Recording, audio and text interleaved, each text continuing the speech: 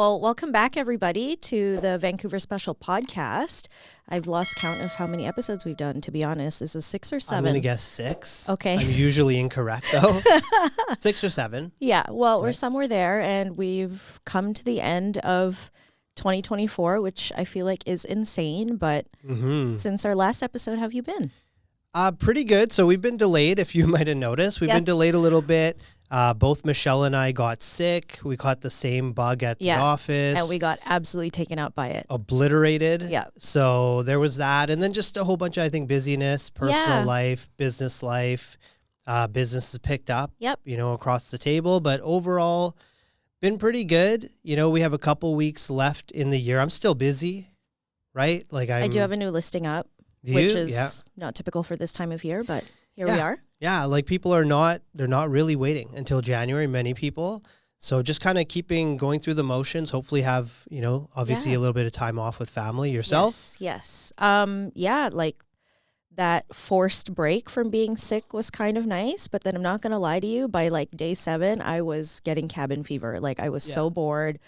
I wanted to work, but I knew I was I need to stay home. I need to rest. I need to really give my body the break that it's asking for at this point. Yeah. I felt so bad because we hadn't filmed for a while. Yeah. And we were planning to film, and I feel like I was the one who was kind of I couldn't do it last time. And I'm like, oh my God, I'm so sick right now. But I was going to try and plug away and get it done, get my voice out. And then you texted being like, hey, I'm super sick. And so I was like, oh, I'll take this.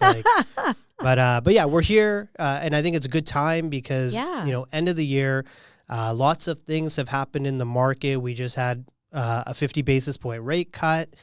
The year in general, I would say from a tackling the housing supply crisis perspective, so many changes. Yeah, it's been eventful. Yeah. Now, whether that's good eventful or bad eventful depends who you ask. There's always something to talk about, though. Yes, I got to thank this government for giving us material, content. For giving us the content. Never have to think about what to do on YouTube or whatnot. But maybe we'll talk about the rate cut. So the second let's touch on that for now. Big news, breaking news 2 days ago. Boom. So 50 basis points. Walk us through that, Hasan. What does that mean for the average person who has a current mortgage? Yeah. So, if you have a variable rate mortgage, savings of about $30 a month for every $100,000 borrowed. True variable. Now, if people are on a fixed rate mortgage, there's going to be no change. You're going to pay what you're going to pay. In terms of, new mortgage originations for fixed rates, it sounds like they're going to come down a little bit more. Fixed rates are more of based on an expectation versus a rate change, right? So sounds like they might come down a bit more, but I think now, it's the conversation between, do I go variable? Do I go fixed? Right. In terms of market activity, I think January is going to be heightened activity, but I also feel like the last 2 months have been quite busy as is. I think people are starting to make moves, right? I definitely think there are a lot of buyers who were pushed to the sidelines when the rates came up that are kind of coming back. They're dipping their toe in the water again. And that's something that I do want to emphasize is even if you're logging online and you're trying to look at the rates and you're doing the math yourself and you're these are still really high, it's worth reaching out to your bank or your mortgage broker because sometimes the banks won't advertise the deals that they have right now. And that was, I find, a trend that happened all throughout this year. Little industry secret, just talk to your broker and be like, hey, if I were to apply now, this is the posted rate, can you do better? Then sometimes they'll be like, actually, you know what, this big bank is offering this rate right now. They just don't want to post it. Yeah. And I think it also works the other way around. If you go to some obscure website and it's offering some ridiculously low rate, sometimes there's some crazy fine print with it. Yeah. So, that's also something you want to take to a mortgage broker and say, hey, is this something you could actually match? Yeah. Oftentimes some of these sites are just trying to kind of get you into their funnel. Get your information. Yeah. And then they'll be like, oh, well, we can't really do that for you, but we can do something like this. But I just think overall it's an opportune time. It will be an opportune time over the next 4 to 5 months for end user type of individuals. So first time buyers, upsizers, downsizers, divorcees, hate to say it, but like all of these life-oriented real estate decisions versus investment. I do have a question for you, more on the commercial side, but I just want to note for anybody with an existing mortgage right now. I know a lot of people had renewals come up last year and they locked in at a higher rate, and now they're like, oh my God, the rate has dropped so much. Like, I'm stuck. What do I do? You do have an option. We talked about this a little bit with Jess in the last episode, where you do have the option of going to your bank or your broker and being like, hey, what's my penalty if I were to cut this existing agreement right now and refi at a lower rate? And then you do the math. Either way, you're paying that interest out. It's just now or later. And sometimes you have some savings there. So that's an option too for any existing mortgage holders. Yeah. And let the broker do the math. Don't try and do it on your own. I hear we're because there's fees and stuff too. Yeah, there's stuff that you're not going to be aware of or whatnot. I hear that depending on obviously when you originated your mortgage, we might be a little bit a ways away from that, but getting there, right? I think it's going to be a promising, first half of 2025 real estate wise, but economy wise, rate cuts realtors will celebrate these rate cuts like they're amazing things. They're really not good. Yeah, if we take a step back and look at it big picture, it's an indicator of a down economy. I would say failing economy. Jobs are horrific. All the jobs that are being created are in the public sector, so it's not really doing anything for business per se. GDP, 6 consecutive quarters of decline per capita. That's really ugly. The unemployment rate, Yeah, and you have Trump coming in the U.S. talking about tariffs, and I mean, if it happened, did you get that face on camera? I hope you got that face because that was perfect. But if he comes through with the tariffs, that's going to be very significant against our economy. And likely to see more rate cuts. Our economy is so tied to the U.S. economy. Yeah. But the interesting thing is, in the States, the Feds haven't cut the rates yet. No. They might next time around because I think their inflation number was pretty consistent or steady this time around. So they might. We kind of need that to happen because we can't have this crazy divergence. But at the end of the day, if that were to happen, if there are some sort of tariffs, it's fully expected there's going to be more cuts into next year. And from a Canadian government perspective, truthfully, the only thing they know how to do is make it easier for you to borrow more money and buy real estate. Yes. Realistically, right? So looping back to my question about commercial, so this rate cut that the Bank of Canada announced, how does that affect the commercial space? Because, there are people out there with small businesses or who have bought a commercial space or are thinking of buying a commercial space. What does that look like? Yeah, so I don't know exactly what the rates are, but what I can say is I have a mortgage broker contact I was talking to the other day, and he said he just started to do unsecured lending. And he said that the demand for unsecured business loans is going through the roof right now. Well, he's doing millions of dollars in loans. And that's the toughest thing for business owners right now, as I'm told, is not necessarily the taxation surrounding it, but getting access to the capital. Yeah. Right. So I don't know exactly, the rates will obviously be higher because it's unsecured. But what I can say is that a lot of businesses are out there, seeking funds to try and move forward essentially. Do I see 2025 as a good time for business investment? Again, circling back to the Trump and the tariffs and all of these question marks, I just don't see how businesses at this point in time that could be affected by tariffs are going to invest money. Yeah. So it's a bit of a holding pattern. Personally, I would wait for dust to settle. Yeah. And I think that's also why the bank cut 50 basis points again, because they know that businesses are not going to invest at this current time. Yeah. You have GST holiday coming into play now in a couple of days. The 15th onwards. Which I think is ludicrous. I think it's absolutely ridiculous. As someone who... Tell us how you really feel. Well, here's the thing. It's it's the busiest time period for these retailers. Yeah. And you have the government coming to them saying, hey, you need to reprogram all of your POSs. You need to, read the fine print. You're allowed to, discount exceptions and all these things. Yeah. On December 15th. Yeah. If I'm a business owner and I've been there, I've worked in retail, I had restaurants, I've had to redo the POS systems and stuff to do it on December 15th or December 14th. Yeah. when everybody's mentally checked out and the accounting department probably is already away. You don't even have an accounting department. Like, you're a small business, right? Yeah. So you're the owner, you're the accountant. It's absolutely asinine. Yeah. Like, completely ridiculous. But what it does is it really shows you, oh God, it really shows you like this government's viewpoint on business and the business owner is that they make these decisions and they don't even think about the business owner. Yeah. It's going to make their lives a living hell. Yeah. Truthfully. Well, it's like that model of people who end up in upper management who don't have that like frontline experience. They come up with the concepts and they're like, this is great, and then implement it. But there's such a big disconnect with the actual application of things. And that's in general. So I guess we are seeing that now. Yeah. But my thing is, whenever there are cuts and freebies and stuff, like when CERB was a thing, like, where is that money coming from? It's going to come from your pocket at some point of time, one way or another. So yeah, we're paying for it. And like, you know, back to the housing front, like, it's just so politicized. That's the one thing I kind of hate about our industry, and especially like creating content, is it's become so politicized. It's so polarizing. You can't put out a piece of content without having like 10 people in the comment section say that it's a liberal government fault, it's a conservative's fault, and you're just a conservative supporter and this and that. And it's like, yeah, it's polarizing. I understand it, but I don't see like that aspect getting better into 2025. I think there'll be more activity. You know, I don't think prices are going to like run away or anything like that. Yeah. What do you think 2025 is going to look like?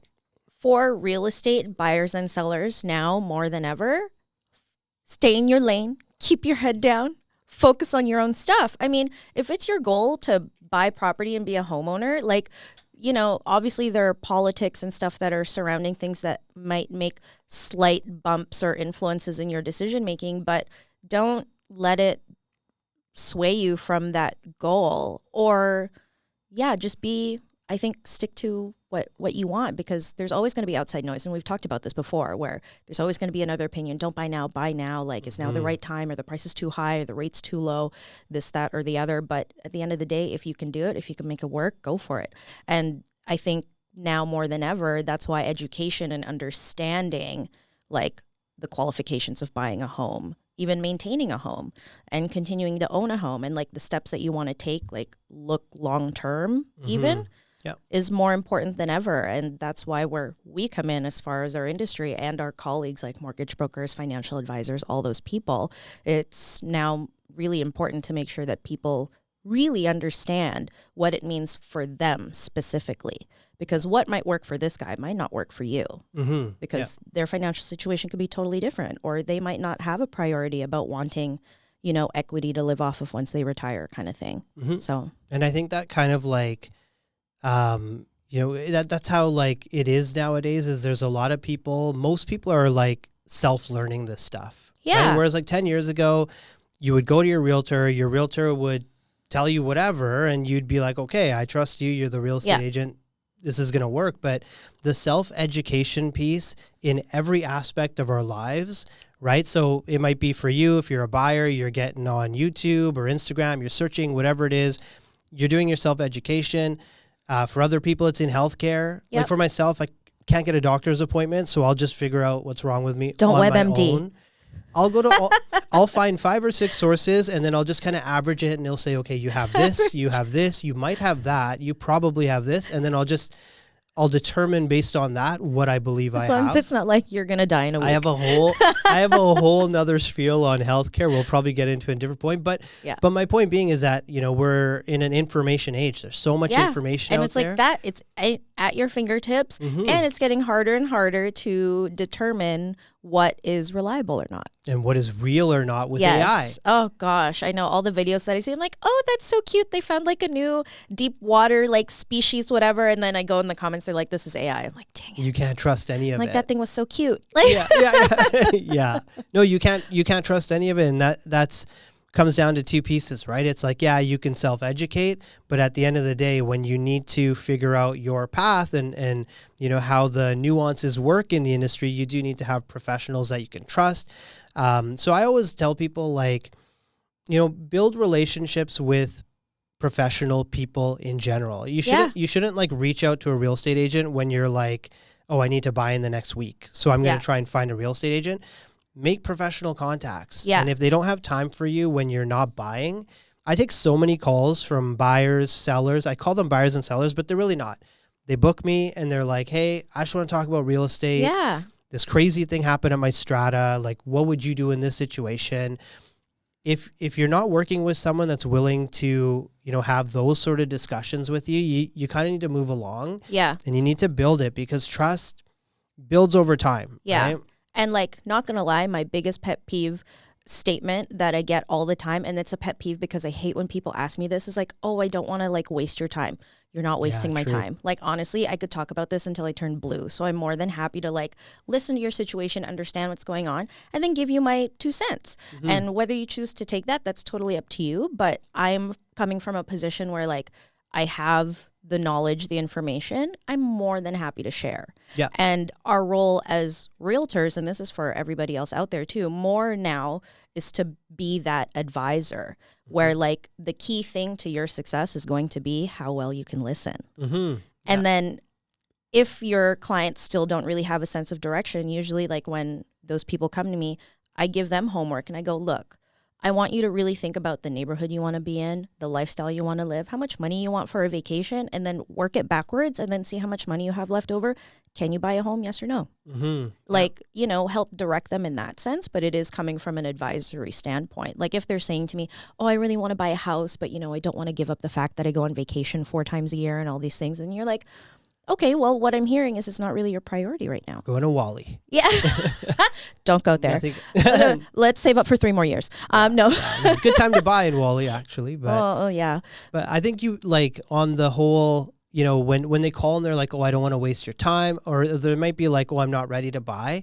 I think it really just says a lot about our industry and the fact that there's a little bit of an inherent mistrust with the industry where it's kind of like, realtors are viewed as snakes. Like if you call them, that's the uphill battle we fight on the daily. Right? You go to if you go to an open house and the realtor's chatting you up, it's because he wants to close you on a sale. Everybody's so close to No, sometimes I'm just bored at the open house. Like I want to talk to you. Like I don't want to be twiddling my thumb staring at a wall by myself. So many times I'm like, thank you for coming. Like thanks for taking the time and just spending the time with me. But I do get it. It's a sad reality of the industry where it's that perception of, all we care about are sales. And I don't, that's not it at all. Like you and I both, we put out tons of content all the time. We're helping people all the time. More than me these days.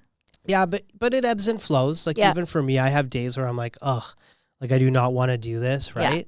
Yeah. But like we give out like whatever we can for free and give out value. It's not because we want you necessarily to call me. Like I know people are viewing my content and working with other realtors. But I do know I'm also like a side chick realtor. And so what I mean by this is, and this is important, if you're a realtor watching this and you're thinking about like creating content, you won't realize it, but you will be so many people's second choice for when their realtor messes up. So when I say side chick realtor, I don't mean that I'm like giving advice to someone under contract. Yeah, because that's not allowed. Yeah, exactly. I don't do that. But I get so many calls where they're like, I watched a video you did and I'm working with a realtor and I'm thinking, why didn't that realtor tell me this? Why am I learning it from you? Mm-hmm. So again, like if you are a real estate agent watching this, you're thinking, should I be creating content? Like what's the benefit? Give away everything you know for free because someone is going to say, hey, I didn't get that level of service. Mm-hmm. Here I am, ready to go. Service, transparency, information, whatever, just that extra layer of trust, like you mentioned. So, and don't BS. Just like, don't fabricate, talk about the good, talk about the bad. I think, that's the other thing with our industry is there's a lot of like, of course, celebrating wins or whatever, but there's so much like bad stuff that happens behind the scenes, right? Mm-hmm. Work with a client. Did you have any like horror stories from 2024? I wouldn't really call it a horror story, but it was a very good learning point for me where it was selling a tenanted property. And I was trying to be like source of information for all parties. But I misquoted something and the tenant ended up being really advantageous and like using it against my seller. And so I ended up needing to eat that monetarily just to make things right. But that, yeah, it's just one of those things where there are going to be people out there who are going to, take advantage of your kindness and the things that you're sharing. And there are people who are going to be like, yeah, no, you know what, I understand. But I also get where that comes from. Like as a tenant right now, it's tough out there. Like it's hard to find good landlords. It's hard to find good places to live in. And then it's hard to find something that fits your budget. So I totally get it. Like, when your landlord's like, hey, I'm thinking of selling, you feel like your back's up against the wall. Mm-hmm. So. And naturally, I think your guard is up like all the time. Yes. Right? Like the lower your rent is, the more likely it is your landlord is going to say, I'm done with this. More reason for you to buy a home. No, I'm kidding. Talk to Michelle. The security of being a homeowner. No. Yeah. So I get both sides, but it was just one of those really series of unfortunate events where it ended up being negative in my end at the end of the day. So, but learn from that. So now it's like whenever a tenant will ask me a question, I'll be like, here's the link to the tenancy board. Yeah. And then I'm not going to be friendly anymore. Yeah. Well, and the thing is like, it's always changing, right? Like it's really hard to keep up with all of the changes. Like even all the, transit oriented development and multiplex, and this city is doing that. This city is not doing this. And it's so hard to keep up. Or even like the notice thing, the 4 months and then 3 months and then just kidding, not anymore. And then that happened within a span of 3 months, I think, like with a deadline of 4 weeks or something like that. Yeah. So that was crazy because what we used to do, and I don't know if there are any other agents or if you do this, when you work with a tenanted property, we give them like an FAQ sheet at the beginning. Oh, okay. Because we want them to let us have access. So we don't want them to be like, oh, no, you can't show, blah, blah, blah. So we're like, hey, you know what? We know this is your home. We want to respect your time and your space. And like, we'll always give you 24 hours notice. Like, here's our contact info. This is the showing schedule. Like, please let us know if this is good. Any requirements that you have. Oh, we have a cat. Don't let him out, blah, blah, blah. Then we It's a nightmare. Don't let the cat out is the nightmare. Worst. I don't know if you saw my story from last week, but there's a cat in the unit that I'm listing right now. Oh, no. Sweetest thing. Yeah. But literally every time the door opens, there's like a bell attached. You just see him. You just like his eyes dart to the door. And I'm like, don't even think about it. I'm like trying to goalie the cat. But it's a disaster. Yeah. So we typically do that just to like break that ice and like let them feel a little bit more at ease with us being like in the picture. And out of, I can't really come up with a percentage right now, but one of the times the tenant actually ended up coming up to us and being like, hey, we actually want to write on this place. Oh, no way. Yeah. And so that like worked out. And so like, it's stories like that you're like, okay, I'm going to continue doing this. But then on the other end, it's like things that go sideways and you're like, ugh. Yeah. Yeah. Why am I nice? Yeah. Or even just like the tenant displacement in itself. Like that's one part of like this business I don't enjoy it's rough. seeing, I get it. Right? Like in terms of like this business, if I were to look at it and say, okay, I love so much about it, like 98%, I love it. The part that I find like can be challenging to deal with is no matter how hard I try, how much effort I put in, I can never help everyone that wants to buy a home buy a home. I'll never be able to do that. Yep. I can't change people's circumstance. Yep. And it's very evident when people are, again, in your comment section saying a whole bunch of, crap or whatever it is, and you feel for them, yet they're taking shots at you, yet I feel for them because I'm kind of like, if this is the way you're going to feel better about your situation, then fine. Take or a if it's shot like, at me. I'm understanding your situation and these are the things that I would do, but not everybody's going to be in that headspace. And that's something that I'm working on with my therapist is not projecting what I would do onto other people if I were in their situation. Because then I just get frustrated.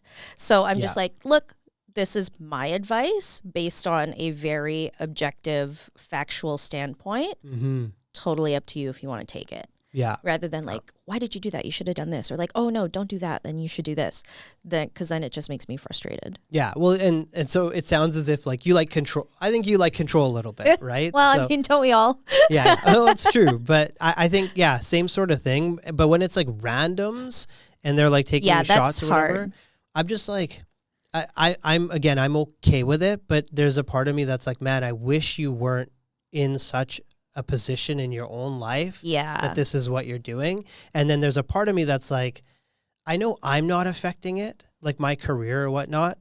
But again, like me being successful in my career, it feels as if it's making someone else's life more difficult. And I'm like, one day I would love to see myself in a position where I'm able to help everyone. I don't know if it exists, but I'm able to help more people. Yeah. Right. From like, let's say all walks of life. But I would say that's probably, one of the challenging aspects or whatnot. I mean, I think for sure we can't help everybody. Mm-hmm. And not every client is going to, or not every person is going to end up being your client just because they don't like vibe with you or something. So and that's something that you have to deal with as an advisor. But we do our best. We show up every day, share what we have to share and hope that you guys take a nugget from it. If not,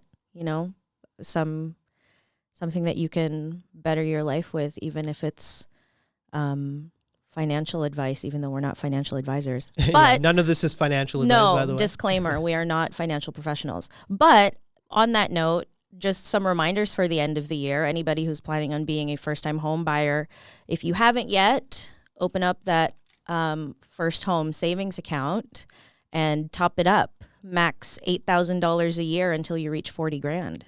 And TFSA as well. Do you know what the limit is this year? I don't have a TFSA. Oh, no way. I'm American, so I'm a dual citizen. Oh, okay. But it's complicated. Okay. It doesn't exist in the States. I won't get into it. But anyway, I get taxed twice. If anybody thinks that's incorrect, call me. Yeah. Because that's what my accountant told me. Oh, wow. I'm not, so I wouldn't say like I'm a big TFSA. I do like the TFSA where it's like, obviously you invest within the TFSA. So the banks will not tell you that you can invest within all of these accounts, vehicles, right? RSP, TFSA, home savings account. Yeah. Right. And so I learned the hard way because I was like, I opened up a TFSA way back when and the money just sat there. Well, no, the money sat there for a bit until I put it into weed stocks, and then I put it into all these silly stocks up and down, and I ended up doing okay. Like I did really well with a couple, cannabis stocks or whatnot, and then a couple other ones completely went to zero. So I ended up balancing out.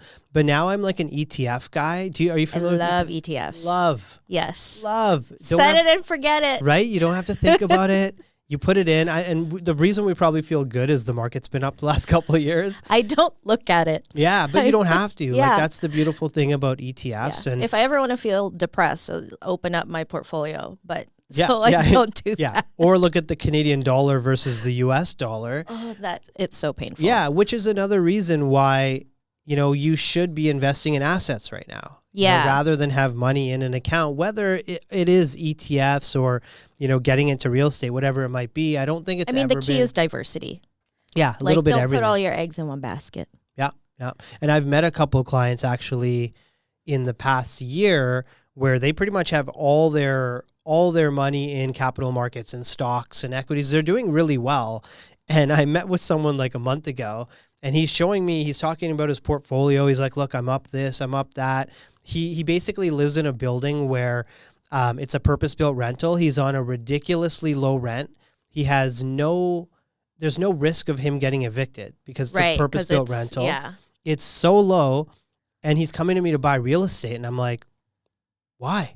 Yeah. He goes, he's like, I'm like, if you do it, you got to stay where you live. Like you can't buy a principal residence. Your rent is so cheap. Yeah. Like you got to stay there. Yeah. And basically we talked it out. And at the end of the conversation, it was like, you probably shouldn't do this. Yeah. Then I was like, do you have any stock picks for me though? Yeah. Like, because this is, you know what I mean? Go talk to these wealth management people instead. Yeah. But that's but having those conversations with clients, like, do you find like you learn a lot from your clients too? Like, oh yeah. Give and take. And sometimes they're like, yeah, this is where I live right now and my rent is like $1,200. I literally look them dead in the eye. I'm like, don't ever leave. We'll figure out something else for your money. But because what's the point? And this is something that I said a couple years ago where I feel like the state of housing in Vancouver is going to turn a little bit into Los Angeles where the norm is you rent. Yeah. Hardly anybody owns real estate there anymore because it's passed on generation to generation. Property tax, all these other things, influencing factors as to why young people aren't buying real estate. Mm-hmm. But I do think like that's a possibility here. Yeah. If you look at like the Broadway plan or whatever, the new development plan for Broadway subway project, I think it's like 90% of the applications in right now, maybe even more than that, are for rentals. Are for rentals. And the properties that you can purchase on the west side of Vancouver, many of them coming up are leaseholds where First Nations owns the land. So if you look at it kind of from a long-term perspective, you're going to have these, large national companies, hedge funds owning all of the land in Vancouver.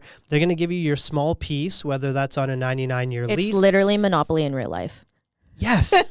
That's such a good way to put it. And I think what ends up happening, hopefully not, is mom and pop investor gets shaken out over the next 15 to 20 years, like the smaller investors. I mean, we already saw that kind of this year. A lot of people unloading because of like the cap gains thing and all those talks of stuff and just how difficult it is to manage a property these days. The numbers not working, all these policies. So, yeah. Yeah, becoming a renter city. So that's how it is in LA then, I guess. Yeah. Like a lot of my family, it's either they live in their family home and they're waiting for it to be passed down to them by the previous generation or they just continue renting. And like I have some older relatives who have been renters their whole lives, and LA is rent controlled. So similar to here where you can only increase rent by so much. So there are definitely people like out there who have lived in the same place for like 30 years and are paying like crazy money. Right. Like crazy low. Yeah. So, and I wonder from like a development perspective, so you were mentioning like people living in their homes for a long time. I wonder how they're dealing with density in LA in terms of well, they have the room, right? So like the suburbs are like, so that's where you live. Like nobody lives in downtown in LA. Right. You go out and you commute. And that's just part of life. It's part of why my parents moved up here. Oh, yeah. My mom's like, I don't want to be a slave to the freeway. So with here, if you think about it, kilometer-wise, the furthest that people will really go if they work in Vancouver, I would say is like here, Langley.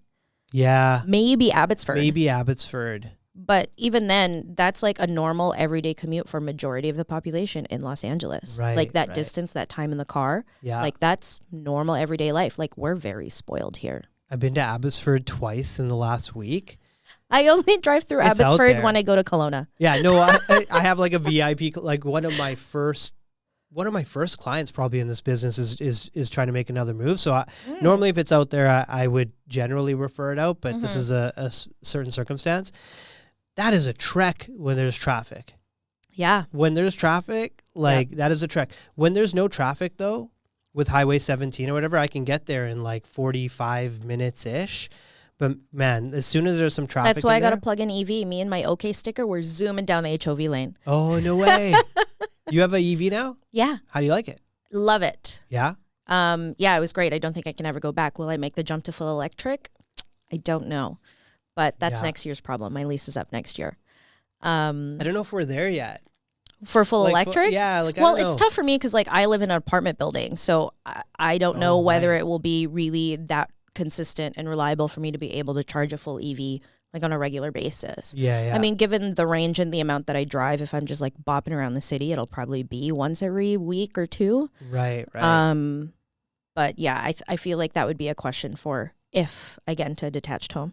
Yeah. No or a doubt. townhouse. Yeah. But for now, I'm happy where I'm at. So I'm like, let's just cater to the current lifestyle that I'm living. So yeah. Well, on that note, like there's a lot of stratas that are kind of undergoing these assessments now to say, hey, can we retrofit essentially and allow for EV charging? Well, it's required gates, now. right? I think the deadline is 2026. You need to have an EV assessment report, right? Yeah, which like my Strata manager was like, you guys should probably do it sooner than later because the longer you wait, closer to the deadline, the prices are probably going to go up. These electrical companies are going to be like, boom, 10 grand. Have you seen an electrical report in Strata documents yet? No. It's thick. THICC. It is honestly multiple C's. It's a thick report. Like there's a lot. Do you know how much they paid for it? I have no idea. Dang it. But it's wild. But everyone's going to be going through it. And if you're in an older building, like you're not going to have the capability to be able to. So there are two that I know of. So one is you need to have the feasibility study. Okay. And then after that, you need the EV ready plan. Oh, okay. I've seen the study. If you're built after 2019, you don't need to do the study because that was a requirement already at that time for City of Vancouver. I don't know other municipalities. Okay. Then you only need the EV ready plan. But if your building was built prior to that, you'll need both. Gotcha. That plus the new mandatory depreciation report and like all these other things. So people buying into a strata. I feel like gone are the days of $300 monthly strata fees. They're done. Yeah. They're absolutely done. I'm selling a new building, a unit in a new building, 50 cents per square foot strata fee. I think that's great. You know, a lot of the new stuff that you're seeing now, 70 cents, 75 cents. I heard 80 cents was quoted on a new project. But that's starting. Exactly. So like there's this one building in Brentwood. Actually, no, it's a project. It's a master plan community that is already finished, and people are moving in, and they have beautiful amenities. Amazing. Did you go to the launch of that? Amazing. I didn't go to the launch, but I spent time in the amenities. Okay. I love it. So when they were pre-selling that, and I remember because I have clients who bought into it, they were advertising, I think, 70 cents a foot. Ah, okay. And I'm looking at everything that's in there, what it takes to even just make sure that no dust settles. Like, you know, I'm like, there's no way this is going to stay under $1 a foot. Yeah. Like, no way. Yeah. I think it's like 77, 78 cents now. But the amenities are like, if you use them, don't ever leave your building. I would never leave. So that's the other thing too. It's like, you know, they have like workspaces now. Yeah. They have the bowling alley. They have the multiple gyms. They have the karaoke rooms. They're really creating like basketball court, football. Yeah. Turf. Yeah. Turf. How many party rooms? I think, you know, like I'm generally not a proponent of high strata fees for sure. But I'm like, man, like would I ever leave that building? Yeah. And before I lived in a smaller strata, I didn't really understand the cost of running things. And that's the other thing too, that I'm starting to tell a lot of first time buyers, where you're buying into a smaller strata because you want that community, you want to know all your neighbors and that kind of thing. The cost of running a small strata is like, you need all the same things as a big strata. Yeah. And they only adjust the cost by so much. Yeah. So you're actually ending up paying more in strata fees in a small building than a big one. Yeah, and then if it's like a really small building, some of them are opting to go self-managed to save money as well, which I think is a disaster. Like you should probably have a strong strata management company in there, but you know, strata fees, the biggest cost that is incurred on them is the insurance piece, and that's not going any lower. Every year it seems there's, you know, another company that opts out of insuring these buildings. I think now there's three or four. Three. Yeah. And that also changes, right? 5 years from now, there might be two companies. So, you know, the insurance piece is getting pretty crazy. Yeah, which also, you know what they're doing now, and this is what my strata ended up doing, was we couldn't cover the full insurance fee with what we had. We're a new-ish building. Yeah. They're like, yeah, no problem. We'll loan you the money with 4% interest. I was like, yeah, that's right. Killed me. And I was like, but we have no choice. Yeah. And then on the individual level, sometimes you're forced to like layer policies, right? Yeah. So if you want flood coverage, depending where you live, or earthquake, here's or whatever, an extra premium, extra bonus. It's wild. I would love to see whichever provincial party to step up and make some changes when it comes to strata insurance. I know the Conservatives were talking about it if they came into power. Right. I think that's going to be the next crisis in real estate in the next 3 to 5 years. Well, yeah, because we're just building upwards now, so it's the norm. And a lot of the I don't mean a lot because there's only 2 or 3 of them, but they're like, okay, we're not going to cover you for flood anymore. We're not going to cover you for this. We don't like that level of risk. I understand it because it's a privatized type of a business, but do you have to look at a model now where it's private/public? Like how much of this needs, you know, government control? Like government likes to control everything else, but here's a difficult thing, and it's like they don't want to deal with it. It seems like, right? Yeah, I feel like that's going to be a Pandora's box, and that's definitely something that we can talk about. And I don't know, what are the chances of us getting an insurance person on the show? Yeah. Whether or not they'll be willing to talk and spill industry secrets. We'll get one of the 2 CEOs from one of those 2 companies on here to chat about it. I always feel like the insurance conversation with clients or whatever, it's kind of a dull conversation, but it's one of the most important ones. I also feel like a lot of people don't understand how important it is. And so this is a horror story, didn't happen to me, but shared to me by a colleague where, you know, sometimes there's a gap between completion and possession day. So basically the day that you're officially the owner and the day that you get the keys. Depending on how things play out, it can be anywhere from like a couple days to, I always say max like 10 days gap between the two. But anyway, so our client completes, and then we always tell our clients your insurance needs to be in play at 12:01 a.m. on the day of completion. Yeah. Like not a minute later. And in this particular situation, it just so happened that like the hot water tank like exploded. Oh. Literally an hour after completion at like 1 a.m. when nobody was there. Really? Yeah. And then luckily he had insurance and that was fine. So many people would miss that. Yeah. So many people. Because if not, he would have been completely liable to pay all of that out of pocket, pay the Strata deductible, which is like usually 50 grand upwards. Yeah. If you're affecting other people's units as well. And like, so. I've worked with clients doing like upsizes or whatever. And when it comes time to talk about insurance, I'm always like, well, whoever you have your policy through right now, good idea to call them because you can. They have your history. And they're like, I don't have a policy. What are you talking about in my condo? No joke. Or even tenants. Yeah. Renters insurance. Yeah. Like if a leak were to happen, that's your landlord's responsibility. But like if all your stuff gets broken, that's on you. Yeah. And notify the landlord if too. If there's a leak. If there's like any sort of issues, like I don't know if you've run into that, but you know, we have clients obviously selling tenanted properties or whatnot. And very often, you know, the tenant gives notice and we're one of the first people in to kind of assess the property. And, you know, there's all sorts of damage that could have easily been avoided if notified. But I think it goes back to that conversation of like, tenants are nervous in a sense, right? Like you don't want to be the squeaky wheel per se, right? Because you don't want the landlord to be like, oh, every time you call, it's some sort of headache. Yes. You know, I would say don't be afraid to kind of, you know, be that headache because it's not actually that. Yeah. You know, you save so much for, you know, that homeowner and build the relationship that way. But we walk into disaster sometimes. Yes. You know? And think of it as like you're helping your landlord maintain their investment. Yeah. In that sense. This year was the first time I walked into a property.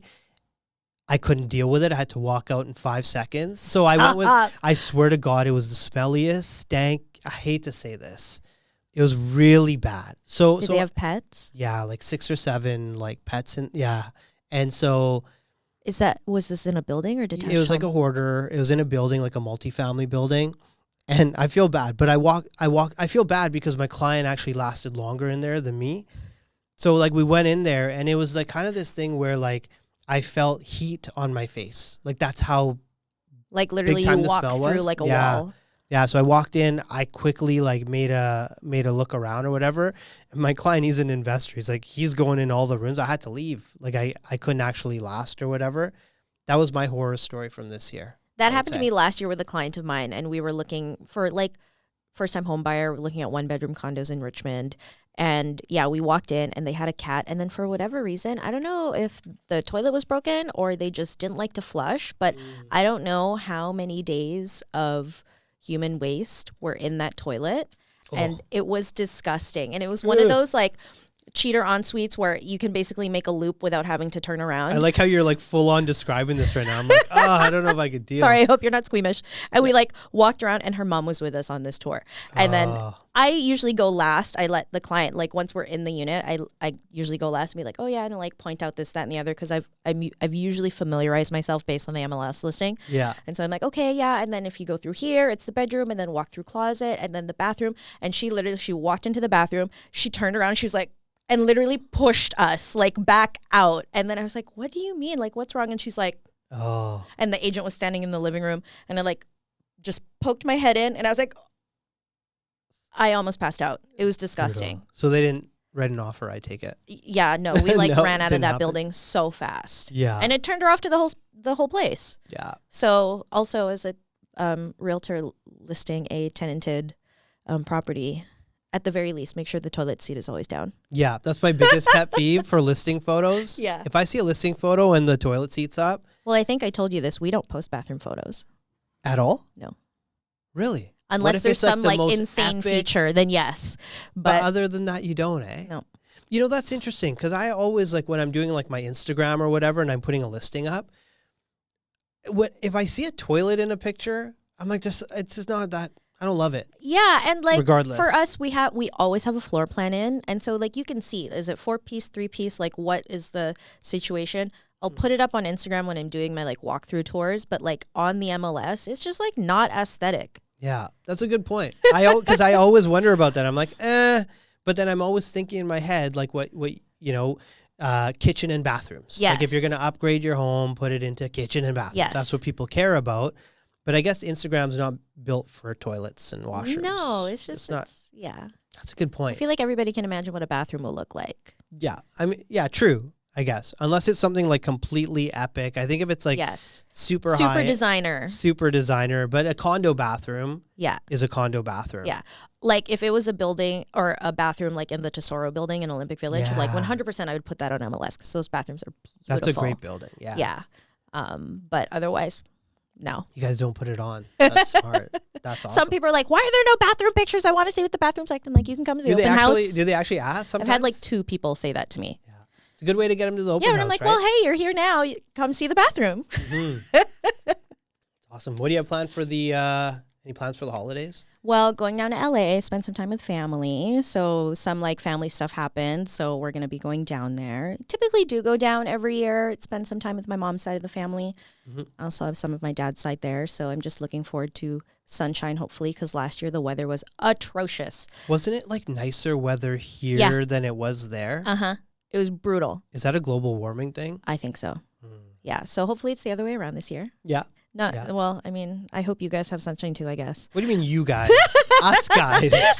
It's us. Wow, you're like... Well, I'm going to be gone for 3 weeks. Oh, okay. Yeah, so it's a long time, a lot of family time. Yeah. I think I'm going to need a vacation from this vacation. Right? Yeah. That's the thing. I hate vacations that you actually need a vacation from. I wouldn't consider this a vacation. Everybody's like, oh my God, you vacation in LA so much, blah, blah. I'm like, it's not a vacation. Yeah. I'm seeing family. It would be the same as you spending like 3 weeks with your aunt and uncle like out here. Right. So, I mean, I love my family. Don't get me wrong. Yeah. But they can be a lot sometimes. Yeah. No, I hear you. What about you? I think so I'm going to be working for the next week and a bit, it looks like. I mentioned I have that client. Are you taking time off? I'm going to take like a week off probably. Yay. And then maybe go somewhere in early January, depending like how this market moves. Yeah, I mean, we'll see. I find out like you get to my age, because I'm much older than you. Please. It's very tough to like align people's schedules. Yeah. I find, right? Like for me, like a lot of my friends are married, they have kids, and it's a whole different world. And so for us, it's like, okay, my timeline slows down generally first week of January. Yep. And maybe second week as well. Yeah, because every realtor is in Hawaii. Right? But then all the normal people that have normal jobs, they're like back at work. Yeah. Kids are back in school. They're busy again. They're trying to like New Year's resolutions. Yes. Are you a New Year's resolution person? Yes and no. Okay. I am more a like refresh mindset. I don't know if I told you this before, but I do vision board. Oh, no. And I do it every year. Last year I didn't do it, and let me tell you, it was rough. It was a roller coaster last year. Maybe Mercury was in retrograde or whatever they call it for too long. It was. But I'm going to say it's because I didn't vision board. Okay. So this year, you do it most years I'm going to do it. Yeah, I've been doing it ever since I started real estate. Really? It was just one of those things that I heard from a mentor, and she was like, it's just a nice way to really focus and be present on how you want to visualize the next year. So even if it's like something crazy frivolous or whatever, I'm just like flipping through magazines, which also magazines are so expensive. Yeah. And then you got to get like so many of them to get all the different stuff. But then after my mom's like, oh, are you done with the magazines? Can I look through them? I'm like, yeah, sure. She's like, everything's gone. Cut everything out. Yeah, I'm like, read it before I cut it up. But that's you investing in your future. Yes, exactly. Right? You're putting some money down. Yeah, and I write it off. I guess so. It is. It's like a business expense for me because I use it as a like motivational tool, and then I just have it on a poster board. Yeah. And I put it up in my bedroom. I don't have a TV in my room, so I put it up, and so when I wake up in the morning, it's like the first thing that I see. Ah, okay. I got to do this. I'm not like a New Year's resolution person per se. I feel like New Year's resolutions, they should happen at your birthday. Oh, yeah. I like think. that idea. Like, that's your year. Yeah, right? yeah. That's when you are like... That's your fiscal year. Rebirth. That's your... Turn it all business. Well, yeah, that is your fiscal year. But I think that's kind of...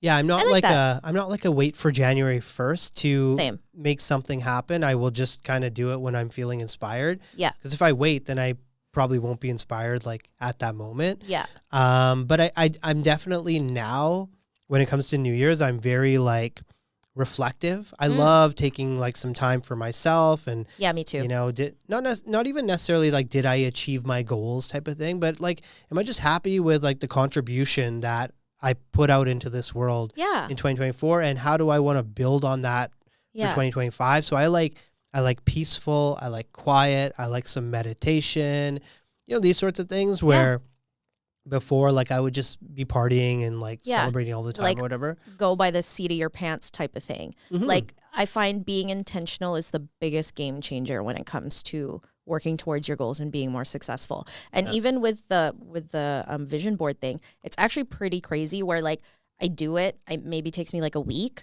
And then at the end of the year, I look back and it's crazy because I'm not even mentally focusing on those things. But I look back, I'm like, did this. And there's so many things where I was like, look what I accomplished this year. And it's such like a nice way to visualize what you did. Cause I do find that, I don't know if this is your type of personality or maybe it's our industry where like, it's so easy to forget the things you've actually accomplished. Like when things get hard or, you know, adversity, whatnot, it's hard for you to pat yourself on the back and be like, this sucks right now and we're here, but like, look where we came from at the start. Oh yeah. So like the wins, like even celebrating wins. Sometimes I'm like, I'll have like a big win, big real estate win. I'll be like, I'm kind of numb to it. Like it feels good. Like I'm excited or whatever, but then I'm not really a what's next type of a person though. Right. Like generally I've been a stop and smell the roses, but you just kind of like move from deal to interaction to interaction. And it's just like kind of all like blends together. Yeah. So I think it's nice where you like put it up there, you visualize it. It's a better way of goal setting because it's kind of visual. Yeah. And then, and you I'm can a visual like point learner. It out. So like that helps me. I'm sure if I wrote it down, like I'd probably accomplish way more. But for now, this is working for me. So yeah. What would you say to, as we close off the show, what would you say to like any newer agents who might be watching the show, you know, 2025, I would say like overall sales transactions, even though it's busier, overall they're way down off of 10-year averages. So I think, you know, not as many agents are necessarily busy. What sort of like maybe a tip or something that you would give to them? Stay consistent. Like pick one thing and stick with it. And like give it the time that it deserves. If it's something like social media, like commit to posting twice a week and just do it, no matter like how poorly you feel about it or how unmotivated you are. I know that's something that you've been really successful with. And I think it's worked for you and it's paid you back tenfold. So something like that. Or if you want to be a pre-sale specialist, stick with that. Give it 6 months. You know, just build on that and show up. That's the hardest part, to show up. Yeah. And keep showing up. I would say like, for me, it's like the advice that I would give is just to like keep moving your feet. Yes. Right? Like just Baby keep steps doing stuff. Is better than no steps. Like just do stuff. Like every day, make sure you're doing something that is going to potentially attract something your way. I always find like the busier I make myself, the more I'm taking action. Like I may be like door knocking or like, you know, trying to figure out Facebook ads or something like that, like something I don't normally do. And I'm putting a lot of time, I'm putting effort in it. And only when I'm doing those things, I'll get a random phone call from someone and they'll be like, hey, we need your help, sell this place. And I truly believe in sales karma and like putting out positive energy, being like open and positive to be able to receive. But if you're kind of not, you know, moving your feet and moving in a forward direction, you're not going to have that wind come and help like push you in that direction. And by wind, I mean those leads coming in from unexpected sources. So just stay positive and keep going. And I think extra asterisk to that too is surround yourself with like-minded people. It's really easy to get pulled down by people who don't share the same mindset as you. Just complaining all the time and stuff too, right? And like you don't want to be around that energy or people who are like, oh, victim mentality, like things are happening to me, like woe is me. It's like everybody has the ability to control what happens in their lives and you want to be around those people. So that's my other thing too. That is great advice. Yeah. Awesome. Well, thank you for joining us on the final episode of 2024. Looking forward to seing you next year. We will be more consistent. We will do more episodes. Maybe I'll bring my vision board. Bring it. Because I need to figure out how to... So you can see the things that I want in my life. Yeah, let's do it. There's a vintage Mercedes 2-door on there. Really? It's been on You're there for the last 5 years. I haven't owned one yet, but it's my favorite aesthetic. Like the old SL 2-doors from like the 80s. Yeah. I know what you're talking about. So Tupac used to have one, right? Yes. SL 500? Yes, okay. like I want one California. in brown. Okay, I see it. Yeah. No, it's awesome. Yeah, will it be a headache to drive? Probably. Will it be in standard and I don't know how to drive standard? Maybe, but we'll cross that bridge when I get there. Yeah, you only live once. Yeah, so maybe I'll do that next year and then we can talk about, looking forward to 2025. Who knows? Between now and then, we might have some new policy changes, another rate announcement. Who knows? Yeah, and if you guys have any suggestions for what you want to see on the show, pop them in the comments wherever you're watching this. Or DM us. DM us. We would love any ideas, questions you want answered, any of those sorts of things. Yeah. We would love to answer those for you. Yeah. Cool. Well, thanks so much. Have a great 2025.